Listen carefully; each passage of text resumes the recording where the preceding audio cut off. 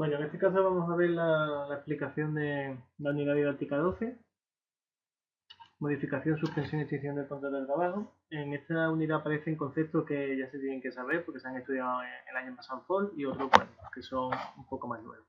Pero casi todos los conceptos se deben de conocer por FOL. Empezamos por viendo las modificaciones, la primera parte del tema. Existen tres supuestos, como bien pone ahí, el Estatuto de los Trabajadores distingue tres supuestos. El primero de ellos es la movilidad funcional. ¿Qué es la movilidad funcional? Pues el mover al trabajador en las funciones que realiza, cambiárselas. ¿Cuál es el régimen jurídico? Bueno, o cuáles son los derechos y demás.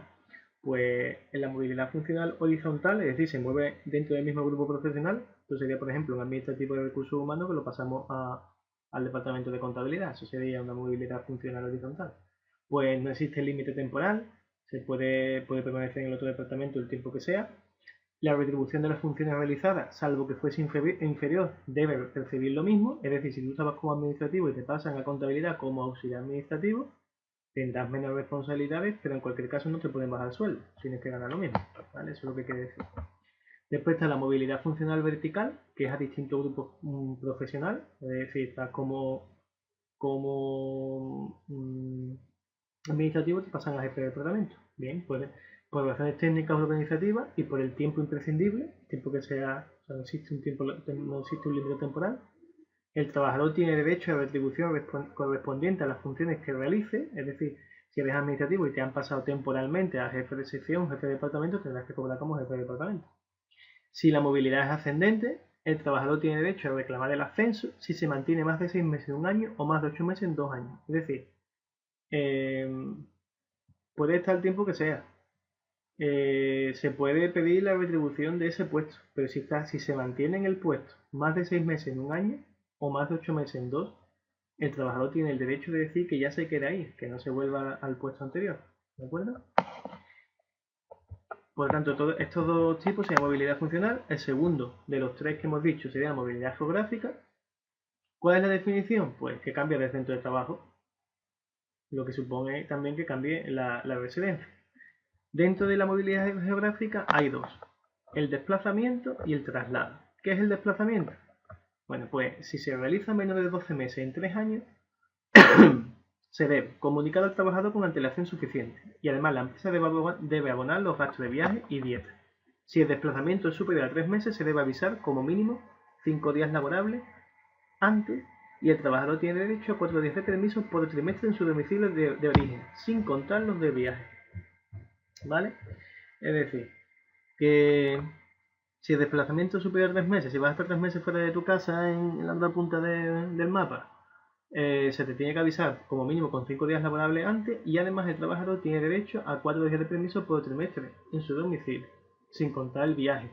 Digo otra punta del mapa, pues no es lo mismo que venga desde Francia, que desde Bilbao, que desde Abu Dhabi, ¿vale? Entonces esos días si es un día y medio, 2 días de viaje, eso no cuenta. A partir de ahí, 4 días de permiso por trimestre. Eso sería el desplazamiento. Pero si es más de 12 meses en 3 años, ¿vale? Menos de 12 meses en 3 años, más de 12 meses en 3 años, se llama traslado. Se le tiene que comunicar al trabajador con 30 días de antelación. Si el trabajador no está de acuerdo, existe la posibilidad de extinguir la relación laboral con una indemnización de 20 días de salario por año trabajado, con un límite de 12 mensualidades. Si el traslado fuera colectivo, porque cierra una planta, cierra una factoría y se traslada a otro lugar, además se debe abrir un periodo de consulta con los representantes de los trabajadores. Y la última de estos tres supuestos que habíamos dicho son las modificaciones sustanciales de contrato. ¿Qué son las modificaciones sustanciales? Bueno, el Estatuto de los Trabajadores no ofrece una definición, sino situaciones en las cuales se pueden considerar como modificaciones sustanciales. Modificación sustancial de la jornada de trabajo, del horario y distribución del tiempo, del régimen de trabajo a turno, del sistema de remuneración en cuantía salarial, sistema de trabajo, funciones. ¿Qué régimen jurídico tiene? Bueno, pues esto debe ocurrir por causas económicas, técnicas, organizativas o de producción y la empresa tendrá que demostrarlo. Se tiene que comunicar con al menos 15 días.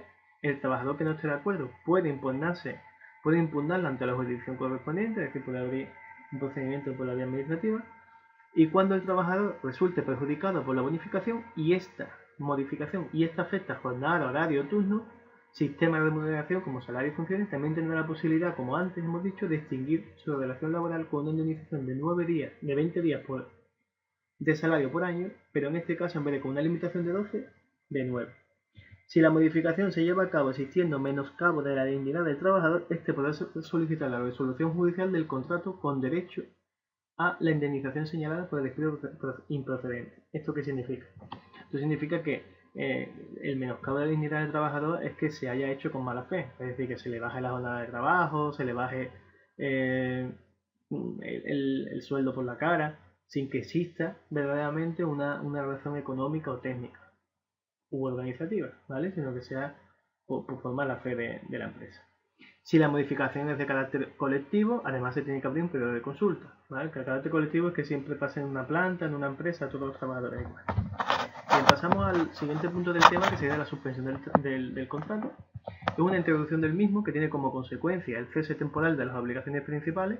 Durante el tiempo que dura la suspensión no se prestan los servicios al empresario, ni este tiene obligación de pagarle.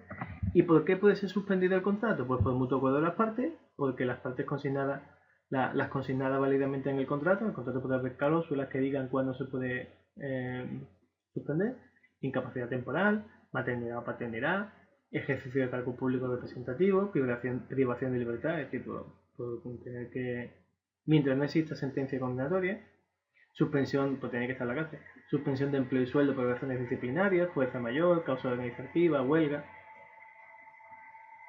Otro apartado, las excedencias. Las excedencias que también se tienen que haber visto, las veremos cómo se tienen que tramitar en el tema 13, y algo se tiene que haber visto en FOL también. Bien, la excedencia es una situación similar a la suspensión, pero cuya característica principal es que el trabajador no siempre tiene derecho a reincorporarse a su puesto de trabajo. El Estatuto de Trabajador establece 3 tipos de excedencia. La forzosa, el cual solamente se da porque exista un cargo público o ejercicio de funciones sindicales. La duración, la que dura el cargo, computa efectos de antigüedad y tiene derecho a reserva de puesto de trabajo. Es decir, alguien que haya resultado político en las elecciones, un concejal o un diputado y demás, y esté trabajando en el sitio que esté trabajando, tienen que hacerle una excedencia forzosa y ese político nuevo, mientras que dure el cargo, puede ser 4 años, 8, lo que sea, tendrá reservado el puesto de trabajo allá donde estuvo, ya sea una oficina, un colegio o donde esté, ¿vale? La excedencia voluntaria, que pueden solicitarla a los trabajadores con al menos un año de antigüedad, sin necesidad de justificar el motivo, puede durar de 4 meses a 5 años, no computa efectos de antigüedad y el trabajador no tiene derecho a reserva de puesto de trabajo, solo un derecho preferente a reingresar cuando se produzca vacante de igual o similar categoría. Por tanto, es peligroso irse de esta manera porque puede ser que no te dejen volver. Y excedencia por motivos familiares, para el cuidado de hijos familiares que por razón de edad, accidente o enfermedad no pueden valerse por sí mismos. Duración, si es por cuidado de hijos, máximo 3 años desde el nacimiento, adopción o acogida. Si es por cuidado de familiares, máximo 2 años, salvo mejora por convenio. Régimen jurídico, computa efectos de antigüedad, da derecho a acudir a cursos de formación profesional. Durante el primer año el trabajador tendrá derecho a reserva de puesto de trabajo y a partir de ahí la reserva quedará referida a que exista un puesto de la misma categoría profesional que dejó en su día. O sea que este 50-50 de las dos anteriores, ¿no? Extinción del contrato de trabajo. Bien. ¿Qué es la extinción del contrato de trabajo en sí? Pues que acaba la relación laboral, termina las obligaciones recíprocas de empresario y trabajador. ¿Cuáles pueden ser las causas? Pues por mutuo acuerdo, porque expire el contrato, dimisión del trabajador, muerte, gran invalidez en beneficio permanente, jubilación, muerte o jubilación en los casos previstos en el régimen correspondiente, fuerza mayor que lo justifique, despido colectivo, despido del trabajador, causa objetiva, decisión de la trabajadora como consecuencia de ser víctima de violencia de género, también es un motivo para poder cancelar el contrato. Bien, cuando esto se produce aparece la figura del finiquito. El empresario, con ocasión de la extinción del contrato, debe entregar al trabajador una propuesta del documento de liquidación de las cantidades adeudadas. Eso es el finiquito. Propuesta de documento de liquidación de las cantidades adeudadas. ¿Qué tiene que contener? Tiene que contener el salario debido por los días trabajados en el último mes. Si, por ejemplo, la relación se extinguió el día 20, pues el salario de esos 20 días. La parte proporcional de las pagas extraordinarias de vengadas y no cobradas, siempre y cuando que no estén prorrateadas, ¿vale? Si no están prorrateadas y, por ejemplo, la relación laboral acabó el 20 de noviembre, pues habrá que pagarle la parte proporcional hasta noviembre de la paga extra de Navidad. Parte proporcional correspondiente a las vacaciones no disfrutadas. Lo mismo, si no se disfrutaron todas las vacaciones que corresponden en el año, habrá que pagárselas. Indemnizaciones cuando precisen. Esto ya lo vimos en los contratos. Hay contratos que tienen días de indemnización y contratos que no, ¿no? Por ejemplo, el indefinido, que tiene 45 días, ¿no? Si es despido improcedente, que veremos a continuación los tipos de despido. Dependiendo del tipo de despido, tiene 45, tiene 33, ¿no? O los de obra servicio, ¿no? Que tienen 8 o 12 días por año trabajado. Las cantidades que podrían corresponder por incumplimiento del plazo de preaviso. Si no hay preaviso, el trabajador puede solicitar, si por vía judicial incluso, que se le pague una cantidad superior. De igual manera, el trabajador puede solicitar la presencia de un representante legal de los trabajadores en el momento de proceder a la firma del finiquito. Bien.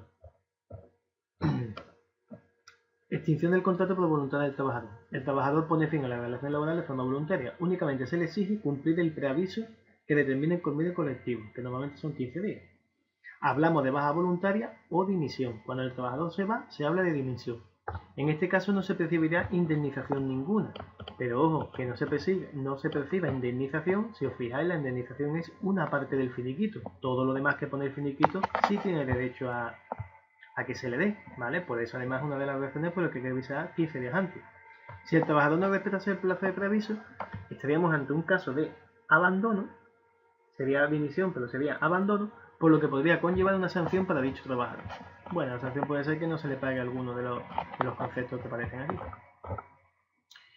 El Estatuto de los Trabajadores señala los motivos que serían causa justa para que el trabajador pueda solicitar la extinción del contrato recibiendo la indemnización señalada por el despido improcedente.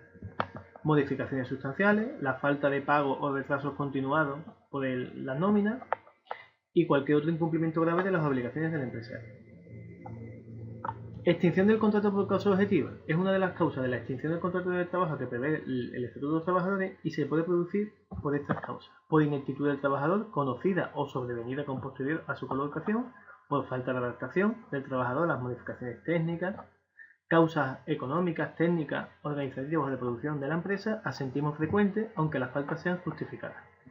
Se requiere en este caso la comunicación escrita al trabajador, expresando la causa. El plazo de preaviso será de 15 días y durante el mismo el trabajador tendrá derecho, sin pérdida de retribución, a una licencia de 6 horas semanales para buscar un nuevo empleo.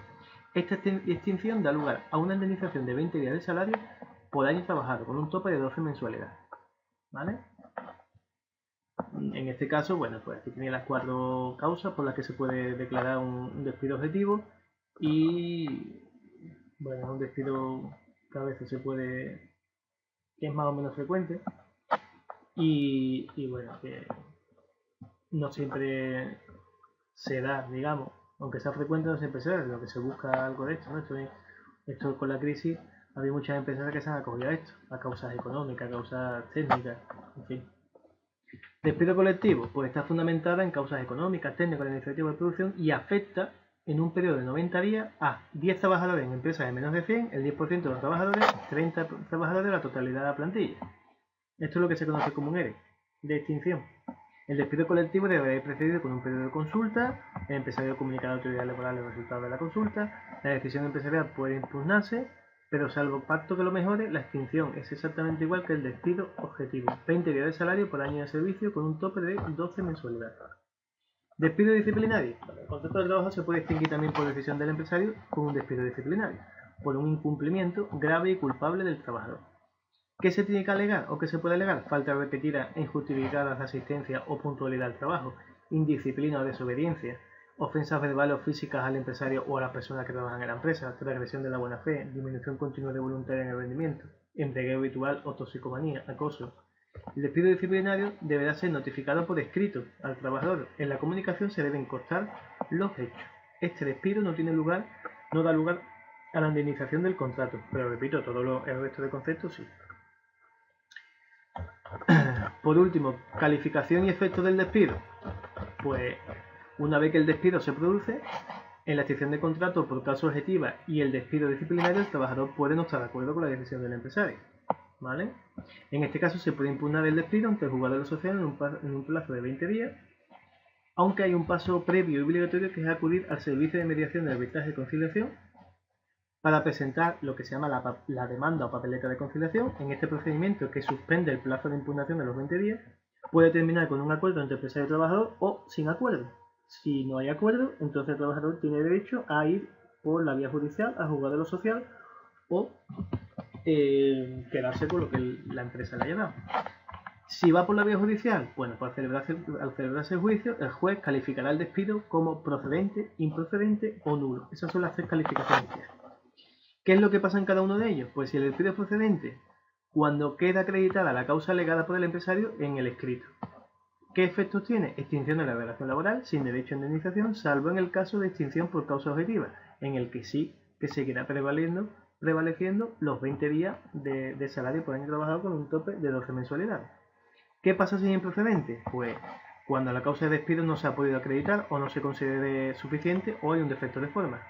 ¿Qué efecto tiene? Pues el empresario deberá decidir si readmite al trabajador o le indemniza con 33 días por año trabajado con un tope de 24 mensualidades. Si opta por readmitirle, debe entregarle al trabajador una cantidad igual a la suma de salarios dejada de percibir desde la fecha del despido hasta la notificación de la sentencia, que declare la improcedencia.